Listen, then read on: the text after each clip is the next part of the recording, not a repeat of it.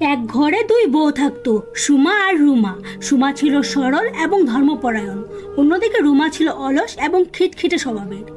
একদিন এক সাধু বাবা দুই বউকে সন্তান হওয়ার জন্য আশীর্বাদ করে। কিছুদিন পর দুই বউই গর্ভবতী হয়। সুমা গর্ভ অবস্থায় নামাজ, রোজা, কোরআন পড়া এবং সবসময় আল্লাহকে স্মরণ করত। তার ধারণা একজন মা গর্ভ অবস্থায় যা যা করবে তার সন্তানও তা শিখবে। অন্যদিকে রুমার নামাজ, রোজা, কোরআন পড়া, মানুষের সাথে ভালো ব্যবহার করা এইসবের কোনো বালাই ছিল না। ও সবসময় এর কথা ওকে লাগাতো, সবসময় অন্যের গীবত করত এবং অলসের মতো সবসময় শুয়ে থাকতো।